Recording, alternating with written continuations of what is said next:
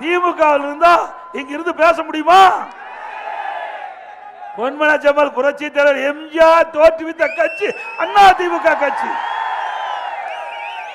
ஒரு சாதாரண தொண்டன் கிளை செயலாளர் கூட இன்னைக்கு இந்த கட்சிக்கு பொதுச் செயலாளர் ஆக முடியும். அதுக்கு நானே சான்று.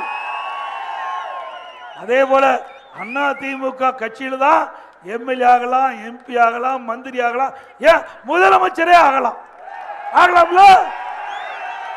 திமுக எப்படியா சொல்ல முடியுமா? ஸ்டாலின் ஒரு வார்த்தை சொல்லுங்க பார்க்கலாம். திமுகவுக்கு உழைக்கின்றவர்கள், திமுக விசுவாசமாக இருக்கின்றவர்கள் யாரும் உயர்ந்த பதவிக்கு வர முடியும் என்று ஒரு சொல்லுங்க. சொல்லுவாங்களா? அப்புறம் அந்த கட்சி தேவையா? ஆக ஜனநாயகம் உள்ள கட்சி அண்ணா திமுக கட்சி.